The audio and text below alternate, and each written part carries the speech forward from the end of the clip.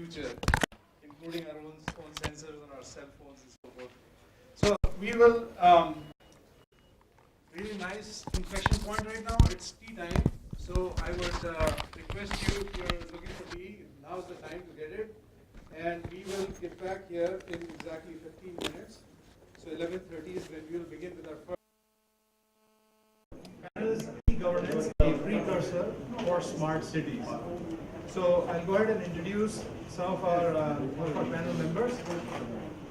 First, Mr. Subhash Bhatnagar, who's an adjunct professor, IIM Ahmedabad. He has served as an advisor to the World Bank in Washington, D.C., as well as advisor to NSG. He has close to 100 research papers and several books to his credit. Next, Mr. Gaurav Gupta is an IAS officer and currently Commissioner for Industries and Commerce in Bangalore. Mr. Natarajan Malupillai, CEO, eGovernance Foundation. And Dr. Jessica Seddy, who is a senior fellow at the IIT Madras Center for Technology and Policy and the founder for Okapi, an India-based research and consulting group focused on institutional design for complex goals and changing times. And we have A. Ravindra, who is a former Chief Secretary for Government of Karnataka. Please.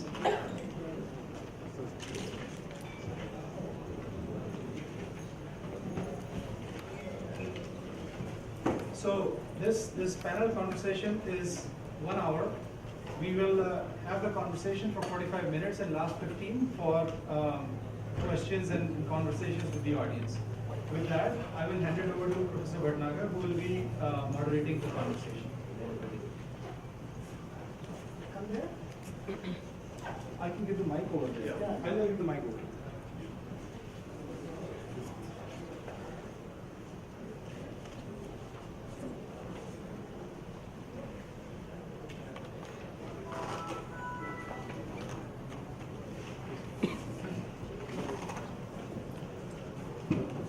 Well, let's begin. Welcome to the session on e-governance, a precursor for smart cities.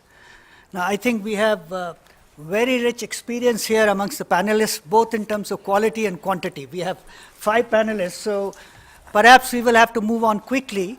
6 minutes each, and then we can leave some time for discussion. What I'll do is, in briefly 2-3 minutes, I'm going to kind of introduce the topic. And then Mr. Gupta has to leave, so he will come on first and speak his bit. And unfortunately, he won't be here to respond to your questions. Hopefully, we'll be able to do something there. Then maybe I'll come back again as a panelist, and then the rest of us will speak. So we've had many definitions of smart cities. So let me give yet another one, because I've already been confused about what smart cities are. I think one thing that smartness implies is the technology or technology infrastructure, and the infrastructure itself was defined in many ways. Somebody said it's the infrastructure of connectivity. Somebody talks about access to internet and mobile phones. Somebody said it's technology infrastructure is not really about technology. It's about operations, research, and modeling and using technology. And I think all of them are, in a sense, right. According to me, smartness is not about possessing this or that. I mean, who do we call a smart person? Smart person is somebody with whatever existing resources, uses the resources, thinks, and then moves ahead and moves the challenges. So smartness is out there in terms of using something, not really possessing something. So for me, a smart city definition is really, I think, an empowered and engaged citizenry, which can find solutions to its own problems in consultation, the administrators in consultation with the citizenry. So if you have the smartness to find solutions to your difficult problems, maybe enabled with ICT in terms of decision support, in terms of communication, but people's involvement is necessary, because I think in every example of smart city we've seen that it's not enough to model and say this is the solution. You need behavior change. You need people to act differently, to go along different routes, to use different transport, to do things differently, to engage. And therefore, involvement of people, I think, is central for me to is this concept of smart cities. You could be, in a sense, crowdsourcing innovations, innovative solutions.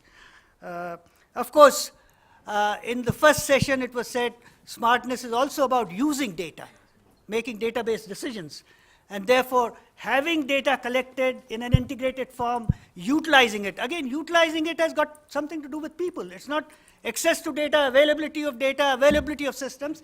It's whether people actually use the data. And that's extremely important. And I think a precondition, kind of enabling condition, is the infrastructure that must be there. Okay, I think now we've become somewhat smart because you can hear me. It's a good way to start technology sessions with some mic being found and the mic being coming on in a later time. So I will later kind of come back with, we have a tendency, at least in India, to coin these new words and to run after them. So smart cities is in vogue today, 100 smart cities and all of that.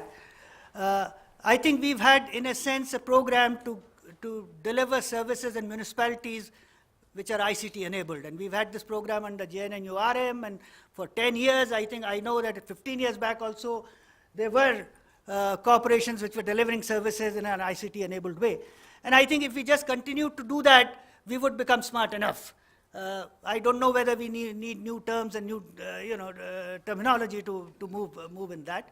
So I will, later on when I come, present to you some assessments that we've done as to where we are in terms of using or delivering services through municipalities. I hope the panel will throw up some examples of how, with eGovernance, we are moving towards smartness. Maybe some positive examples. That would be very nice. So let me invite Mr. Gupta with this introduction he's had rich experience in managing many municipalities and other departments. So I'll invite him. He can share his thoughts for 5-7 minutes. Hello. So the technology here is working. Good. Good afternoon. And I'm indeed delighted to be here in this workshop on smart cities. Smart cities is a concept which is an evolving concept. One may say it's an obscure concept or esoteric concept because it's not defined properly. For definition, you need to limit it. And I feel that by definition, smart cities cannot be limited by any definition that you need to have this, and then you will become complete. So it's always an evolving phase in which you always need to be able to respond to any kind of needs and requirements. And obviously, it is a term coined basically to capture the imagination of the people that it's a responsive city, in terms of physical infrastructure, in case of social needs, in terms of delivery of government and other services, public services. So long as we are able to do it in a manner that we are able to have a better quality of life for the citizens, without any kind of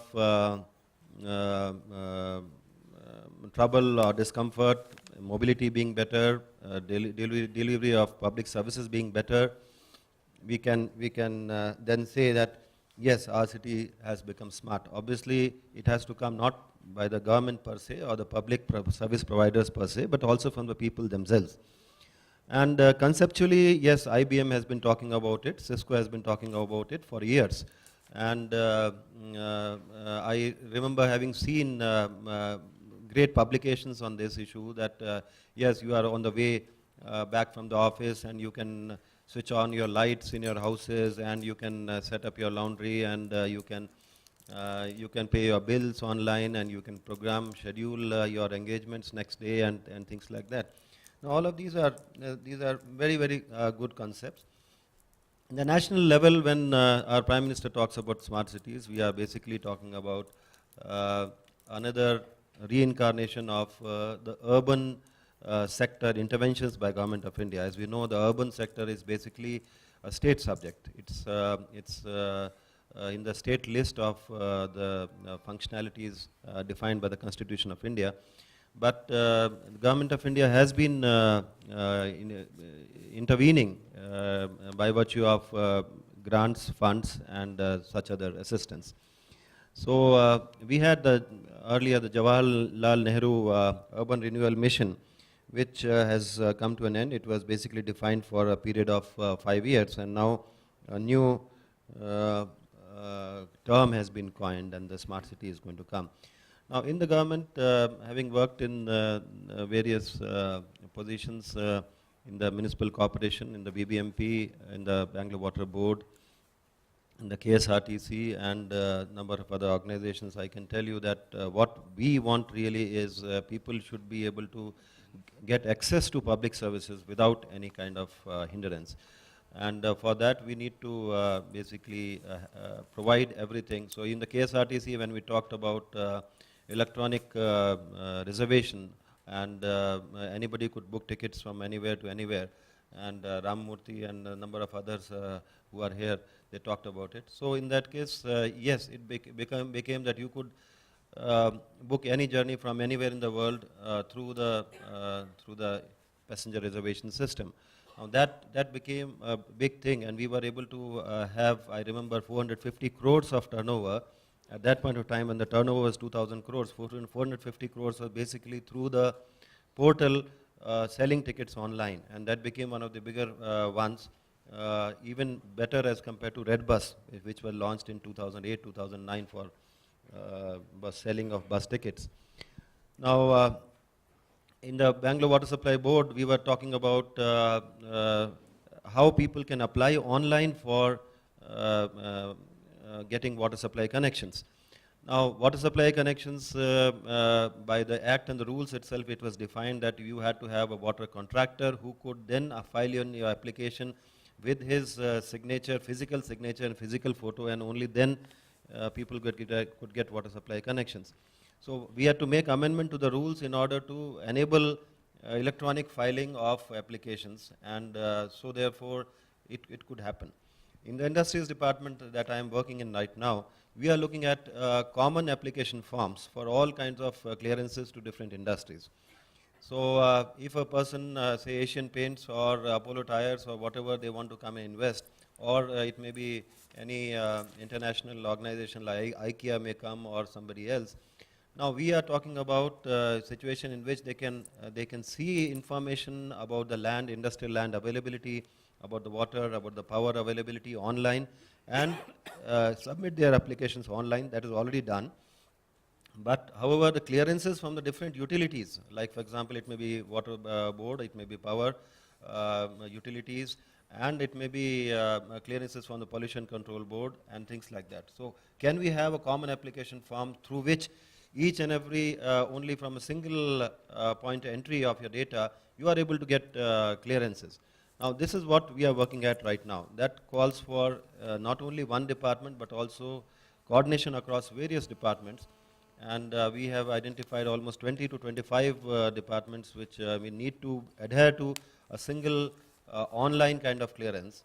And that when we set the goals there, then in that case, yes, it gives us what kind of back-end computerization that we need to have, what kind of accessibility of data, or what kind of database management that we need to have. So these are some of the issues. Traditionally, the data was always, like I remember 15, 20 years back, it was in terms of ledgers and all that. In the BBMP, for example, the property tax computerization, which was taken up around the year 99, 2000, worked in a revolution, and a lot of great things happened. Although now the BBMP may be derided for not handling the garbage properly, but I remember in 2003, 2004, the door-to-door collection of garbage in Bangalore was touted as a model, and which was talked about in international conferences, and no other city had a dustbin-free city in which you could have. But now things deteriorate, and I would say that from past experience, that it's not that we always are in a graph pointing up always. Things go down also, It may be systemic problems, it may be environmental constraints around. And to maintain an organization running well, responding to the needs of the people is indeed very, very challenging. We are happy that in Karnataka, in Bangalore, the number of organizations have been working with the government to ensure that their expertise gets passed on to the government. So eGovernment Foundation may be one, BATF, etc. I remember there was something called Abide Task Force, which again talked about some of these issues. So these are issues which I thought I'll mention. I would have liked to be here longer, but there's a meeting at 12 o'clock by Honorable Chief Minister and I have to run. So I'm sure that I'll benefit from the discussions held subsequently. And I'll ask the organizers to mail me about what all wisdom has passed on or knowledge has been shared so that I can also gain from this. Thank you.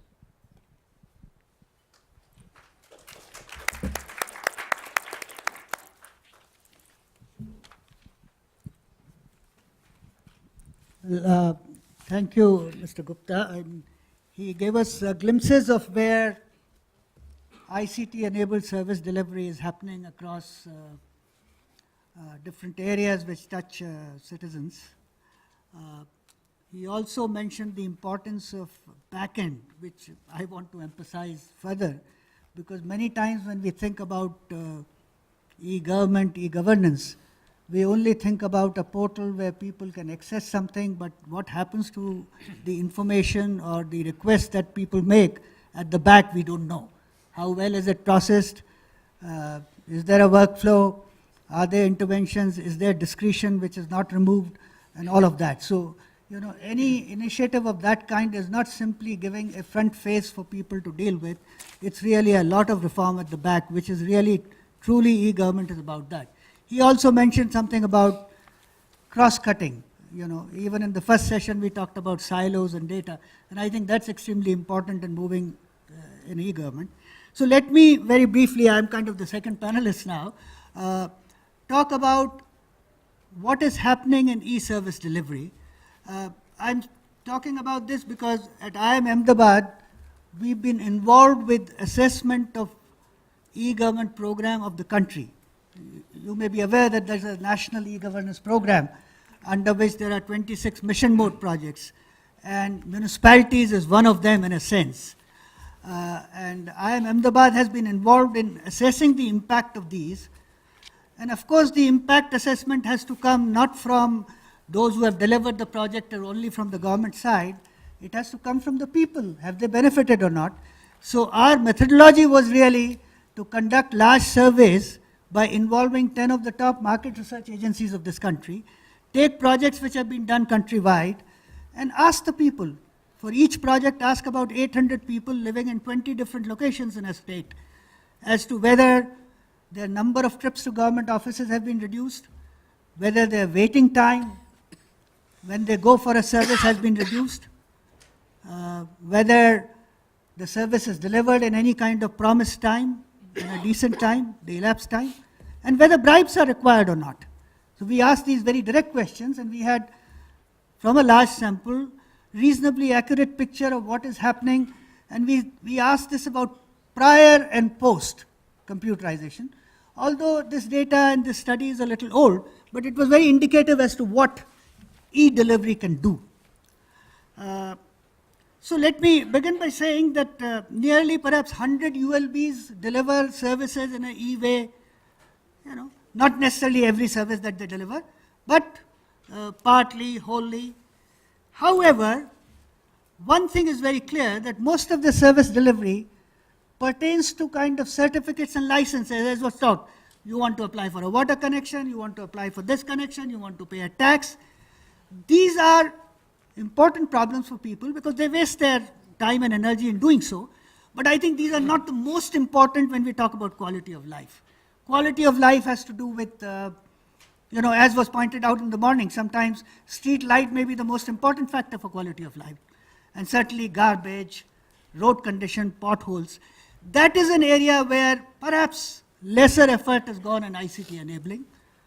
At best, I hear from everybody we have a complaint handling system. which means that you can file a complaint.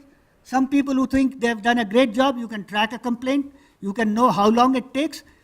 But I mean, we would like a system in which complaints don't exist, that you have done something so that they are not there.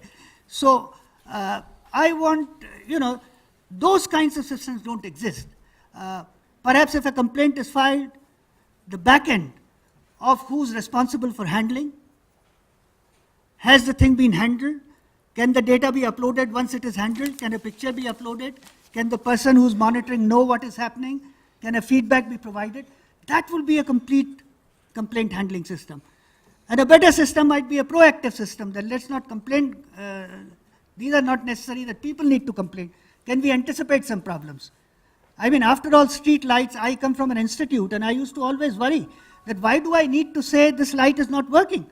I mean, we have 100 security people, and they go around, and can't somebody notice and upload the data? So I think there's a long way to go in terms of smartness and what can be done. By and large, I would say the computerized processes have mimicked what were the earlier processes. I find it very strange in urban areas.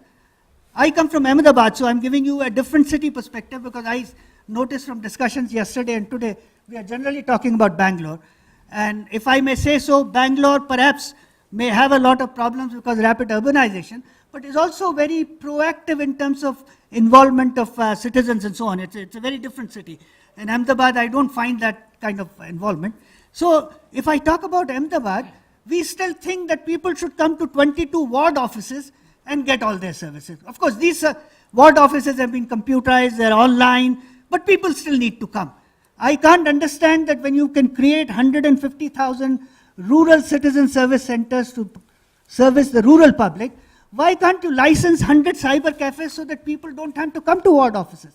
Why should they come to ward offices? So I think our thinking is still very, we want to mimic the way we were doing things. And actually, e-government is not about that. E-government is about transformation, thinking entirely differently.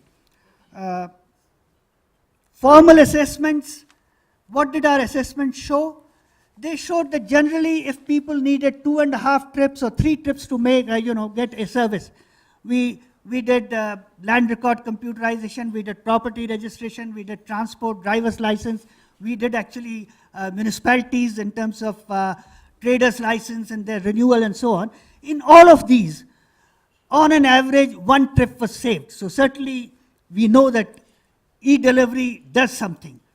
However, one wonders, we found, for example, when we did 10 states, that after computerization, many of those states would do a service in 1 trip, which means people had to go there just to get there, for example, a RTC, a record of how much land do they own, or renew a trade license. But one wonders why there were several states which required 2 trips. And one wondered why after computerization, when half the states can do it in 1 trip, the others should do it in 2 states, two trips. So the question is that we've done a lot of computerization in this country, but I think it's been done differently. We are still not at the optimal. If some states can do it at 1, other states should also be able to do it at 1. And I think we need to analyze. Often you find that just to find the rules of how to get a certificate, how to get a license, people have to make a trip. Now, why should that be in a post-computerization era? So I'm saying there's a long way to go in terms of just delivering certificate and licenses-like services in a more efficient and effective way. So therefore, my sense is that we still have a long way to go in terms of smartness. Now, why are these service delivery important? Because eventually, I think we are talking about civic engagement. We are talking about citizen engagement. Now, when would citizen engage? As I said, in Bangalore, they engage. In Gujarat, they are out making money. They don't engage. Most of us, 99% of Ahmedabad population, other than poorer areas, would not know who their cooperator is. So therefore, how can engagement come? Engagement can come if, first of all, they see the results of something that is happening. So if you deliver services in a better way, perhaps engagement will come. But it will come if you share information with the people. Now, what kind of information do we share with the people? Very, very little. For example, one of the major problems, we talk about the pure, we have talked about migration, big migration, but what is big migration doing? it is bringing a lot of poor people from the rural areas and settling them around in poor colonies in urban areas. There's a program of government India, of India, it is mandatory to register a hawker. I don't know whether you're aware. We've recently done a study. Across every city in India, there's only 5% registration of hawkers. If we don't even know how many hawkers we have, where they are located, how can we plan? I've often traveled around in Ahmedabad in the morning, and the city looks wonderful. Because there's no parking, there's no blocking of road, there's no double parking, roads look much wider, and it's quite pleasant to drive around in the morning. It's the chaos and the chaos comes from several reasons. From too many cars, from road space being occupied by all kinds of people. There's no planning. Now, the first premise of planning is that you know how many hawkers we have, where they are, and I'm just taking one example. If we don't have registration, if we can't do registration, and why don't we have registration? We've asked the hawkers, they believe that whether they register or do not register, it doesn't matter. The people who oppress them, the health officials, the inspectors, in any way come and seek bribes, even if they're registered. So it doesn't matter. So governance, as yesterday it was being talked about, it is, unless you improve governance, none of this technology is really going to make a great deal of difference. So we need to slowly engage with citizens, share data with citizens. Do we know, for example, whether we deal with poorer areas in terms of resource allocation of a city and richer areas equally? I know that Bangalore Corporation now presents data on how many tons of garbage they collect. But can they present data in a geographical way, in a spatial way, in terms of how many tons of garbage per 1,000 population do they collect? How many trucks do they deploy to collect for different regions? So I'm saying performance data has to be shared. If you share performance data, and I don't think we will get citizen engagement right away. We'll get engagement with NGOs, we'll get engagement with the media, they will point out.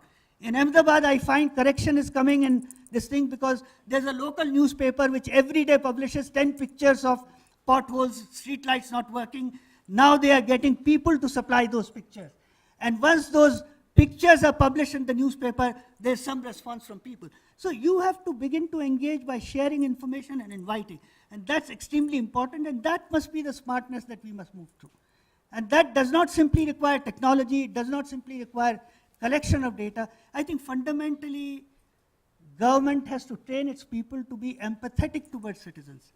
I traveled to Bangladesh, and I was surprised that their eGovernance program, one of the important components of training is titled as Developing Empathy for Citizens. They spend a lot of time on that. And I think that is the core of the problem here. If government servants, if officials at the front end, we deal with have no empathy, where will all this utilization of data and, the fundamental motivation is missing that you need to help the person who's across the counter. So, again, we need to do many, many things before we run after highly technological solutions. Of course, e-government might mean, use of sensor data and modeling and all of that. We will get to it, but we have a lot of work to do. So I think I will kind of close with that. We, in a sense, know what is to be done. All of us have talked about it. Even in 5 sessions that I've attended in this conference, sometimes we have repeated the problems and solutions. We know that. Now is the time to how do we begin to act and what do we do. So I hope that the panel might be presenting us some examples of what has been done. How can we move forward? So I will end here and maybe invite Mr. Natarajan to share his thoughts. Thank you, Professor. So that was a hard act to follow. I think you've been very exhaustive in terms of covering the entire gamut of what you think about as e-governance. So I'm going to keep it short and then allow Mr. Ravindra and Jessica to add to it. So the way I would think about it is, I know we heard multiple perspectives this morning. There is this big dream that IBM Cisco talked about. I mean, sometime it begins with a big and distant dream.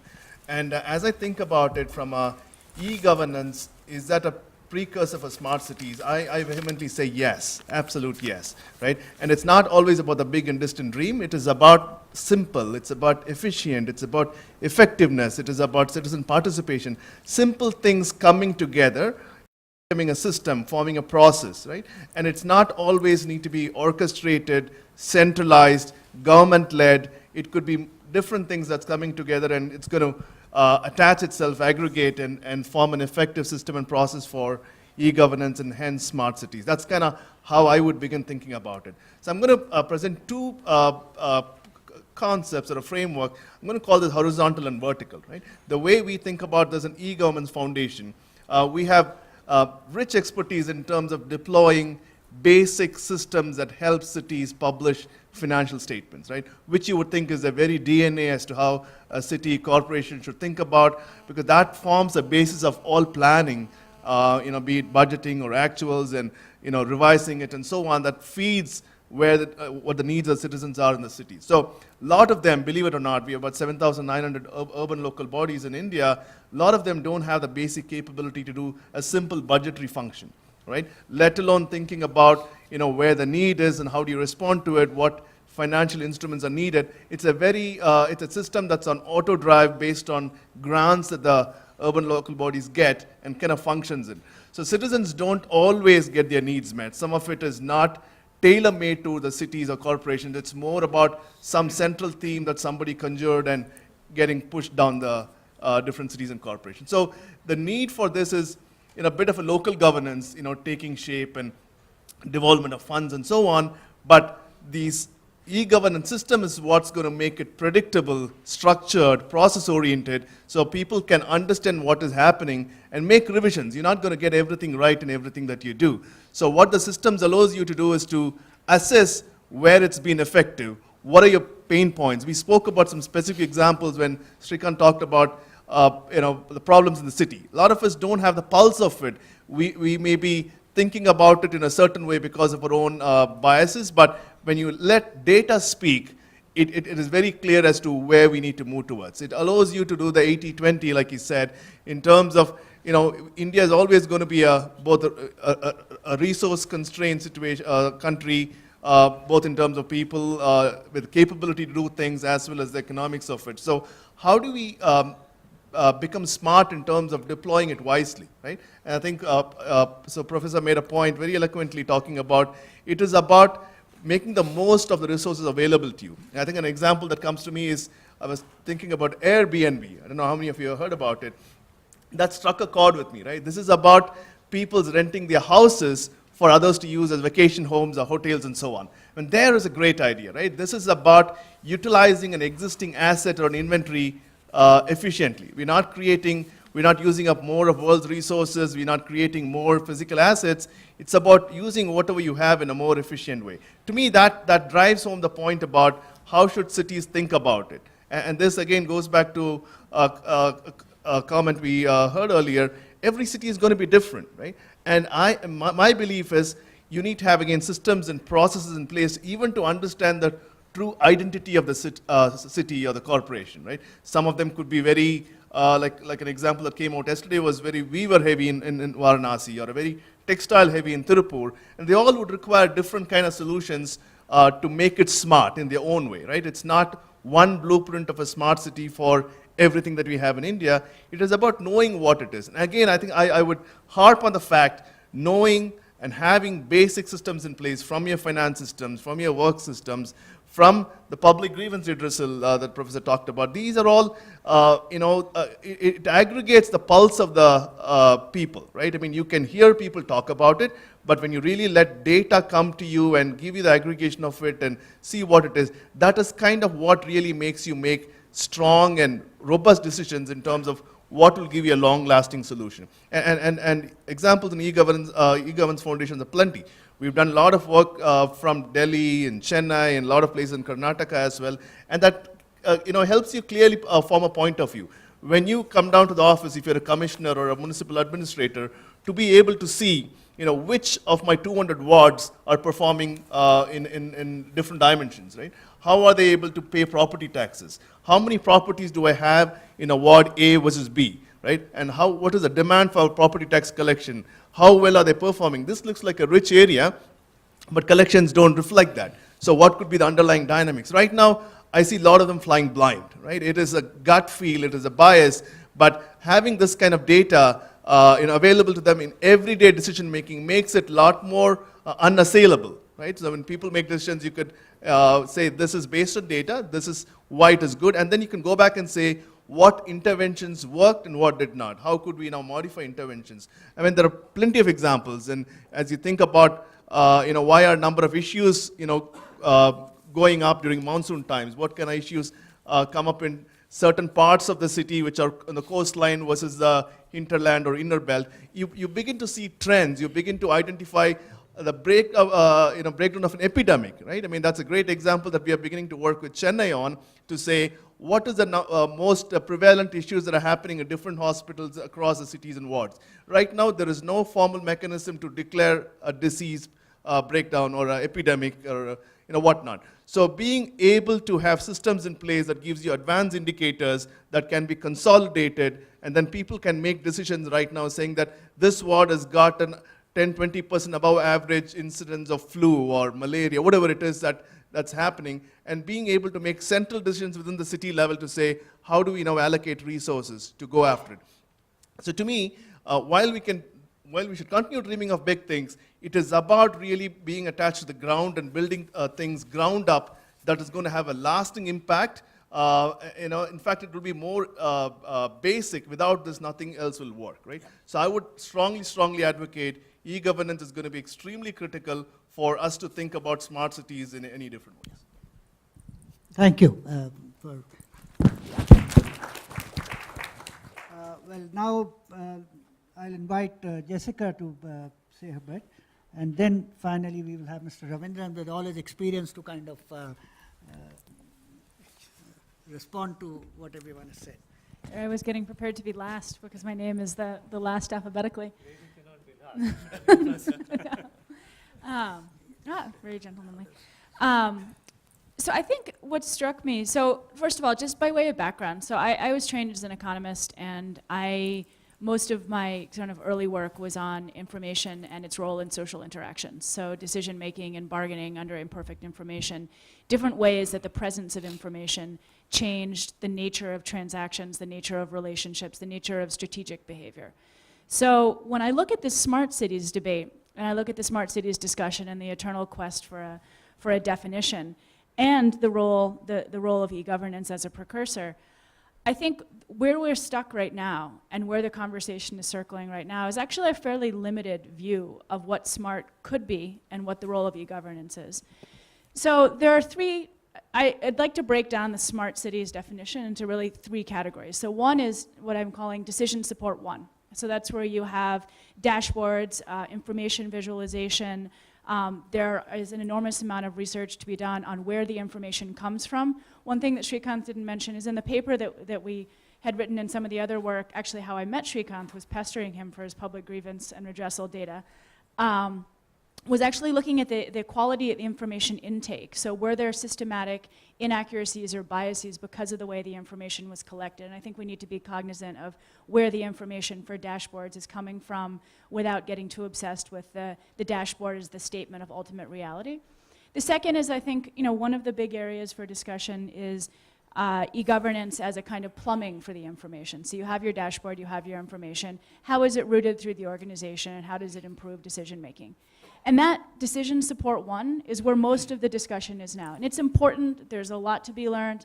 I think that the way that the speaker from IBM approached it and discussed it was kind of a wonderful illustration of how you need to think about the ways the information is used.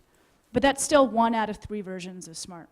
So the second piece, which is something that isn't as discussed as much as India, but it's kind of the big discussion in, say, the US is an area where I'm more familiar with. I'm American in origin. I've been in Chennai for about 8 years. Is the decision support two, so emergent intelligence, which is not the planning, I have my dashboard, I will make my plans, I am some kind of social planner or policymaker, but the idea that if there is more information around us, that individuals will make decisions that are slightly different, and the system as a whole will be more intelligent in the sense of being responsive and resilient. So if you look at, for example, traffic, the idea that if everyone had more access to Google Maps, to the things in India like Trafline, there's another company, Transpose, that if we all knew where the traffic was more accurately in real time, we would change our behavior, perhaps use public transport, perhaps use different routes, and we would, through our traffic avoiding behavior, smooth things out. So the whole system would become, in some sense, have a better outcome, but not because it was necessarily centrally planned, but because we're all making our decisions and acting accordingly. Similarly with the hope for smart meters in electricity, the idea that you can reflect back some of the information. So there are a lot of these type, but the frontier on this, which is not, it's kind of assumed in many of the smart cities discussions, it's assumed that somehow if you put information out, people will respond to it, and then the system as a whole will get smarter. But number one, there's a very big behavioral question about what types of information do people respond to. Do they respond to information about their own usage, about their usage relative to their peers, about usage relative to averages? Does it need to be visualized? So that's the behavioral question. The second is the kind of agent-based modeling and accurate agent-based modeling in order to understand what are the system dynamics if you have people making different decisions. And that, for India in particular, is an enormous gap because the characterization of agents, I thought it was great to, that example of the auto drivers and how they drive differently. And I know in traffic management, driving patterns is a big deal. But the reality is we don't have as much systematic data about driving patterns in India as we do, for example, many US cities. And you can't just take a model and move it over. So that is a huge area where I think some of the learning from eGovernance could be that what we have seen with the behavioral changes that have come from digitizing and transmitting of information to citizens, can we learn lessons from that and apply them to the Smarter Cities debate? But that's still decision support. The last piece, and number 3, is that information creates new social and transactional opportunities. And that's an area where there's almost no discussion. But it's extreme, but it opens up enormous possibilities for leverage, and leverage that I think was implicit in some of the e-governance discussions, but is not coming out in the Smarter Cities discussion. So for example, if you want to write a contract, you need to be able to measure performance. If you can't measure performance, then you need to somehow motivate the person to to initiate the effort. There's a whole set of kind of mechanism design and economics around this, but if you can measure performance and measure it in an auditable, verifiable, attributable way, you can write a whole new set of contracts, which opens up a whole new set of public-private partnerships. And that's an area where the institution becomes smarter because you have new transactional relationships. There are a lot of examples of this. If you'd like to, for example, allow discretion, more discerning, more use of expertise, if you can measure ex post, if you can measure after the fact the performance, then you allow the person to make a case for why they did what they did, and you can allow a whole new set of behavior. Now that's the area where I think there's the most opportunity for this city as a whole to start to deliver on the goals, and it's something that is a lesson that we need to learn from the e-governance triumph in being able to improve the integrity of information. And this is something that I'll get into more examples in the Q&A because I'm getting glared at across the board. But that third area of the institutional opportunities created by new information is probably the biggest and least discussed. Thank you. Thank you.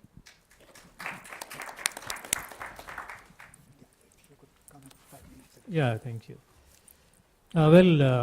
First of all, let me say thank you for the opportunity, because I am not really a slotted speaker, as they say. It's not just I came to listen, because most of the time I speak. So I thought for a change I listen, but again I've been asked to speak. In the first place, smart city. So I have seen the evolution of urban policies over decades. So probably every decade the government comes up with a new avatar of whatever they want to do. And I think in 70s or 80s it was called Integrated Development of Small and Medium Town Scheme. And in the 90s we had Mega City Scheme. And then in the first decade of this century we had JNNURM. And now we have Smart Cities. So it's not necessarily old wine in new bottles, but certainly some of it is old, and some of it certainly, we were not used to bottled water maybe even a decade back, but now this has become very, very common. And although we'll find that many of the people in the cities, the poorer sections, don't have even let alone bottled water, pure drinking water. They have to travel miles or get some borehole water or pay more than we pay for the bottled water. But I thought I'll just focus on a couple of issues, taking cue from whatever has been said. Of course, I mean, technology is probably the central focus area when we speak about smart cities. Well, we know technology certainly developed a lot, and technology is being deployed. For quite some time now, at least for the past 20 years, technology has helped improve services in a great deal, eGovernance certainly, delivery of services and so on and so forth. But technology is not really the problem in my view. Technology is a tool, and is a very good tool that can be used. As technology advances, I mean, it becomes more and more convenient to use and deliver better services. I would say in the governance of a city, the managing a city, there are three aspects, especially when you speak about an organization like a municipality, which delivers services. So there are three things. That is, one is the functions of the municipalities or the other authorities like the water board or electricity board and so on. The two is the finance. As they say, finance should follow function. Whether they have the necessary resources to perform their functions. And the third, in a way it is central, is the functionaries. Now, who are really performing these functions? Who is planning? Who is laying your water line? Or the and who is really responding to your complaint? So this is an extremely thing. But I won't have time to dwell on each of it. But I thought I'll dwell on the last part, which is the key. Because I found Mr. Bhatnagar saying often, you must have people, the functionaries, let us say, must have empathy. They don't understand the people. There must be citizen engagement. Everyone knows the problem. Problems are being laid out, I think, across. But why is it we are not able to tackle the problem or find solutions? Although we may know, technically we may know the solutions, but the solutions are also not forthcoming on ground. So the most important, as I said, if one is resources, financial resources, but even money can be found. That is not a major hurdle. But when you come to this question of who is doing these things, I'll just you just take the example of traffic management, because that is now common all over the country, in all big cities in traffic management. Now we have tried to put in place technology in Bangalore itself. We have technology. What is the traffic management center? We have cameras all over, and more and more. But still, we find the traffic as chaotic as ever. The usual reason given is that increase in the number of vehicles. True, I mean, Bangalore is from 10 lakhs today it is 50 lakhs. See, the population of vehicles is half the population, human population. Today we have 10 million people and 5 million vehicles. That may be one reason. But if you look at human behavior, which Jessica alluded to, I think this is the most important in my view. See, the behavior of the citizens and the behavior of the authorities. So on the one hand, the citizens will say, well, yeah, there is a violation of traffic lights, parking, illegal things and so on going on. Why are the authorities not acting? Why are you not enforcing your law or the rules? So that is, but the authorities also say, what about the people themselves? Why are they violating, traffic signals? Why are you parking vehicles on the footpaths, and so on and so forth? So the question is, how is your smart city going to find a solution to this particular problem? I'll just give you another example related to the same. Just about a couple of weeks back, when I was walking along footpath, which is fairly broad footpath, I found one person had parked a big lorry, truck on the footpath, blocking all passage. So I went to that chap was seated, he was still there. The driver, I asked him, why have you parked it here and why don't you do it? He said, no, there is a breakdown. I said, if there's a breakdown, how could you bring it on the footpath and park it? Why don't you remove it?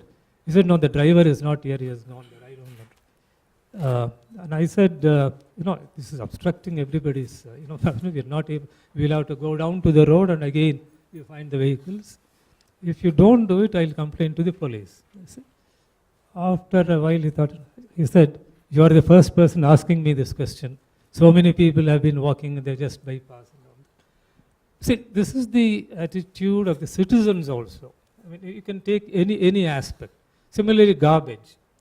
You know, with solid waste management is the big problem today. I mean, I can multiply the reasons. You know, each one blaming the other, saying that you don't, segregate. For instance, we brought a rule in Bangalore about a year back, saying making segregation of waste compulsory. It is mandatory now, but hardly 10% do that. But actually, it started with a lot of enthusiasm. Some people started segregating, and then when we asked them now, they say, no, we started doing it. We found the municipal workers who came. They again put them together. So we need answers for these type of questions. And again, speaking about garbage management in Bangalore, see, which was, fairly good till about 1 or 2 years back when it erupted. Why did the garbage problem in Bangalore escalate? Although we had introduced door-to-door collection of garbage, and it was going on fairly well. In fact, I was one of those responsible for introducing door-to-door garbage long back when I was the commissioner. And we removed the dustbins. Immediately, at that time, I was blamed, saying that how you have removed the dustbins, where do you go and put it? But I said, if each of you collects and gives it to the person who comes to your door, then there will be no problem at all. No, let that aside, that is one. See, one fine morning what happened was, where do we dispose of the waste? That is where infrastructure also comes in. So the disposal became a big problem because there is a disposal site called Mandur where all garbage was going. One fine morning, all the people there living in the surroundings, they said, we will not allow the garbage to come here because it is causing enormous health and environmental problems. It was food also. So they just stopped it. And afterwards, in the pollution control board was forced to close that landfill site now. So now, anyway, I'll not go. The point is, you also need to find the methods of disposal. So now suddenly you say, okay, you process, you convert it into waste into wealth or energy, composting and dry waste collection. All this has come up overnight, saying. So you can't find problems. You may have some technology solutions for these, but ultimately it is the people who need to be, both the people and as I said, those who are in charge of responsible for implementation. So I'll probably conclude by saying, if need be, I can take more questions.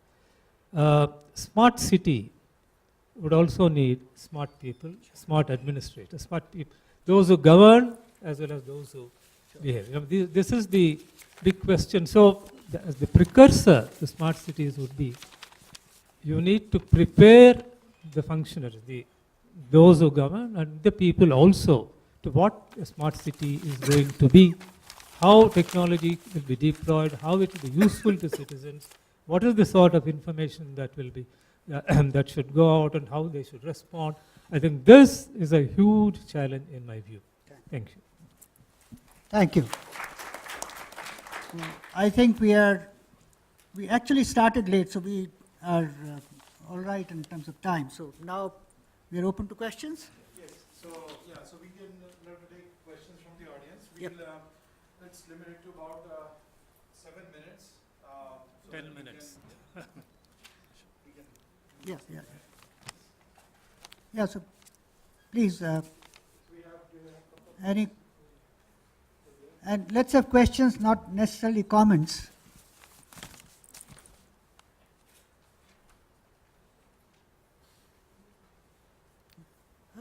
We are gaining 7 minutes because there are no questions. Yeah. I'll have one question. Yeah. So, please go.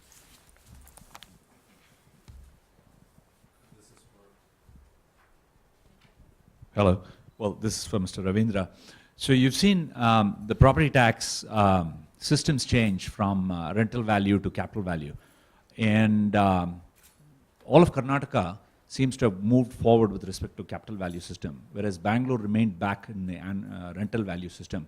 What do you think is, in your mind, is the right approach? Should they have moved forward with the capital value system? Is that more progressive? Well, there are different views about moving to the capital value system in a country like India, where valuation itself is a problem. But still, Karnataka was the first state, or perhaps still the only state, which has moved to capital value for all municipalities. It's not just. We started with Bangalore. In fact, when I was the commissioner, we changed the method of valuation, which was purely rental value. We brought in what is called the unit value system, that is, rationalized it, and developed certain parameters on the basis of which valuation should be carried out, like age of the building, the location, the land values in that area. And again, for the first time, we introduced what is called the self-assessment system, which became quite popular in Bangalore, and today that continues. So it's a combination of, in a way, a capital value and the rental value. That is what is that. So there were attempts in Bangalore to move to the capital value system, because the government itself had amended the law to say, you should have capital value system. But there was a lot of opposition from the, number one, BBMP itself. The council didn't want that to happen, and the people also somehow felt what was there was working well. That is. But then let me also add this one, because when we introduced this, the new method of self-assessment, it was welcomed by the people, because that is somewhat like an income tax thing. You fill up and then you file, you value and you file the statement and make the payment. So very soon, during the first 1 or 2 years, the property tax collection went up. But afterwards, there was a kind of a decline in the rate of collection. There again, there was complaints started saying that people themselves, all the discretion was given to them, were not really declaring the right value. Because they were allowed to do that.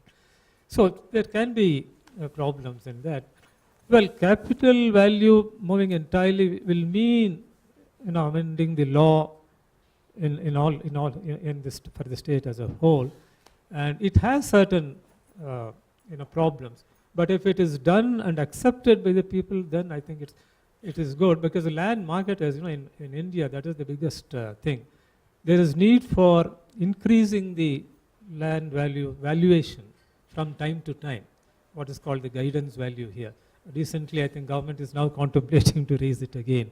If that happens periodically, then capital value is good. If that doesn't happen, if the value stagnates, in the official sense, then I think it will lead to problems. Yeah, maybe another. Yeah. Go ahead. So my name is Narayanappa, City Corporation Commissioner, Davangere. So whether it is relevant or not, so we have under our Municipal Act or Corporation Act, there is a number of chapters for smooth administration. So number of chapters under Municipal Corporation Act. So protection of properties, avoiding public nuisance, and there are a number of chapters in that manner. So commissioner and other officers are empowered to take action when there is a nuisance or when there is a theft of property, or when any person act Actually, against the law. if you can get to your question, and hopefully if it could be related to the topic of this panel. Okay, something related to e-governance, precursor, because Mr. Ravindra's presence, you might want to elicit many different things. But if we could be focused on the smart cities and e-governance, that would be nice. So this is also with relation to smart cities. Yeah, so if you can just ask the question. Commissioner is empowered to take action any nuisance. When people discipline is not there in the city, we cannot achieve any smartness of the whether governance or services. If property destroyed by the person, any person, we cannot directly act. So we have to complain to the police station. In turn, police has to cooperate with us, and court has to also cooperate with us. Otherwise, we cannot take any action in case. maybe, because this has got to do with trust between people and government, and should we build systems? No, when there is a discipline comes, so we have to act according to at least a Corporation Act or Municipalities Act. Okay. Jessica, do you want to respond to this? I'm not sure there's a technology or a. Yeah, there's not a, yeah, sure. Briefly, so that we have other questions. No, actually, I mean, it's a problem of coordination. So that's another problem in the government itself, or even within a city, because a number of agencies and, as I said, fragmentation of that. So for even a traffic management thing, you need the cooperation of the corporation, the police, the traffic engineer, and so on. I mean, that should be one of the areas for smart city, integration of services and monitoring from one authority. If that happens, I think that should be one of on the agenda of smart cities. Thank you, sir. Now there are many,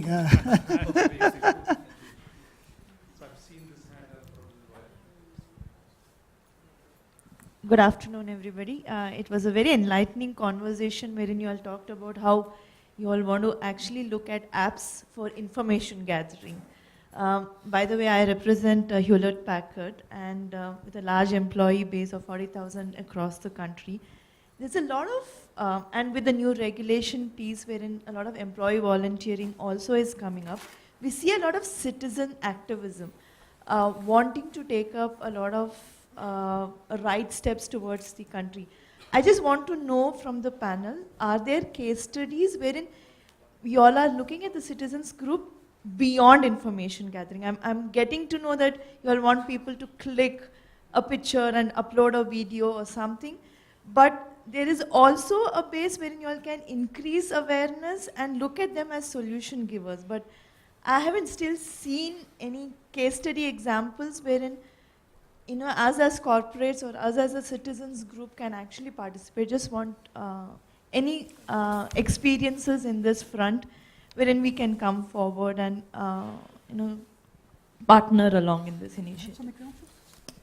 Sure. I mean, this isn't necessarily a smart cities example, but I think the idea of, there are two examples. So one is citizens as part of a solution giver in managing energy and managing electricity. So the idea that if you were able to provide better information about the energy usage of appliances, that people would make decisions in their own interest to save money and thereby reduce the demand, and in that way save energy and save the amount of energy that needs to then be generated.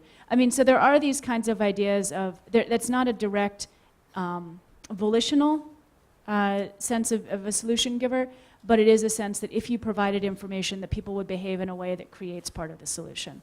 The other thing is also, I think, is in networking people. See, this isn't necessarily happening within the government, but in things like, there's an initiative called Transparent Chennai, which helps connect people to other people, not as both for data collection, but also for group responses to cleaning up, part of a beach, and basically is a networking site for getting people together.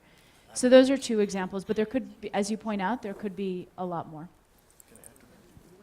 I'll just add one, not necessarily related to technology. See, where people do play a role, can play a role in a citizens. The latest example in Bangalore is that one heritage building was about to be pulled down, or Balabrigi Crystal. Did you see how people gathered together and prevented it? I mean, that is an example of citizen participation. Because information in the sense, the media was full of it. Nowadays, the media is playing a very big role. Almost every newspaper has one or two pages devoted entirely to city news and social media and all that. So it brings people together. And there are other examples. Restoration of lakes, for instance, in Bangalore. Ashwin Mahesh is here near their area. They try to restore a particular lake, prevent encroachment. It can be multiplied. I'll also give, there was a conference in Hyderabad on the same topic about 2-3 weeks back. And I recollect that there was a hackathon, from young people collecting solutions to difficult problems, crowdsourcing in a sense. And apparently on their website now they're saying what solutions have emerged and what will be adopted and so on. So there are examples across.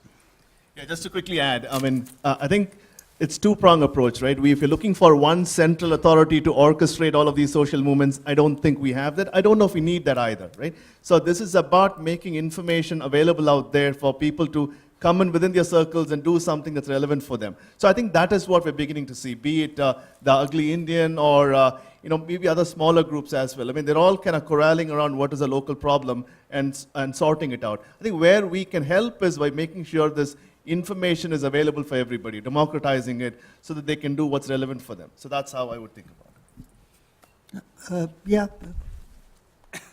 Okay, so we'll take one more question. I know there are several more. Maybe we can continue the conversation at lunchtime. But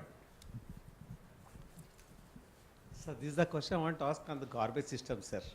So normally now we are moving to cities. So earlier I was in villages.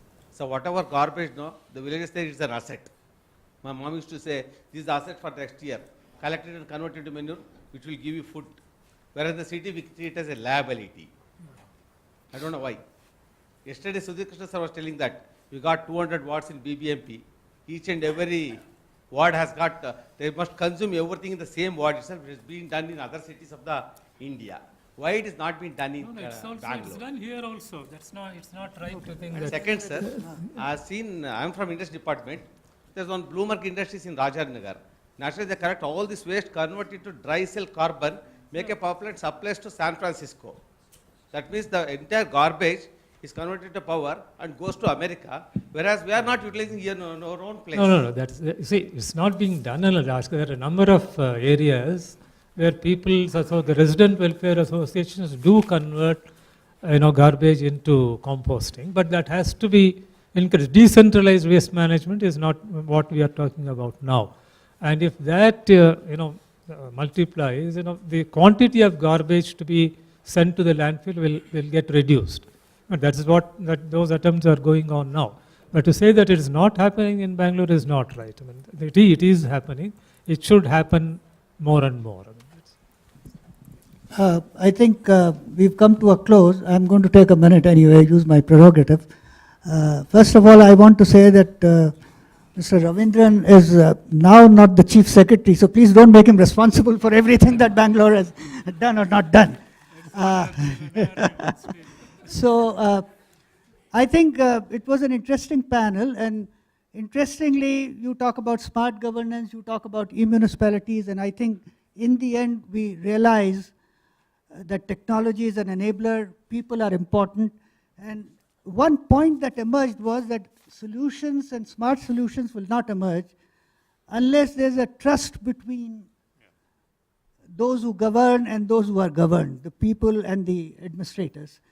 And there are many areas where there's a mutual distrust, and when you talk about transparency, there can be various levels.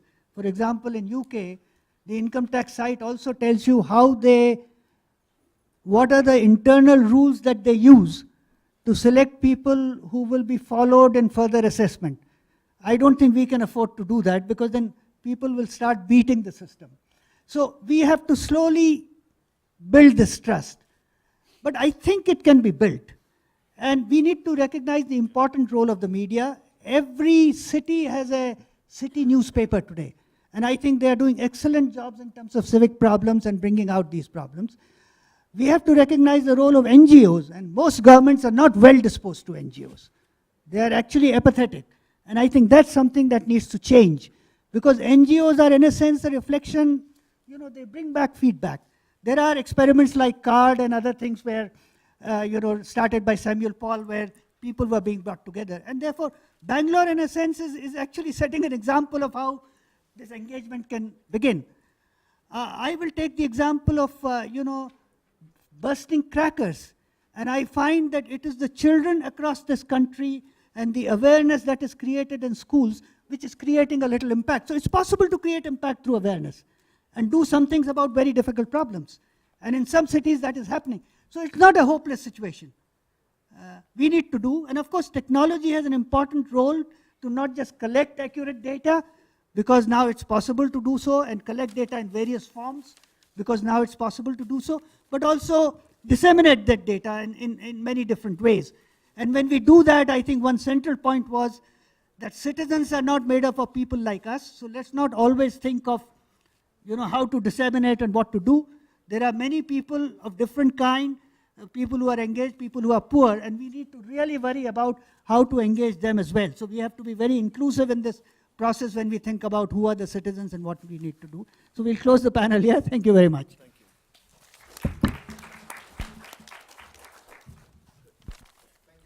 This is pretty interesting, and obviously quite a lot of involvement. We, if you would just hang on for just a couple of minutes, we have a few mementos as a note of thanks for the time that you spent.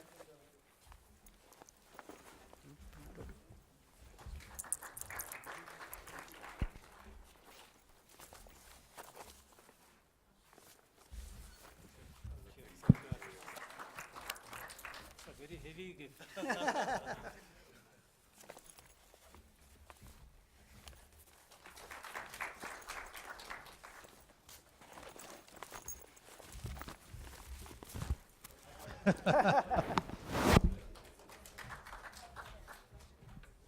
Thank you so much.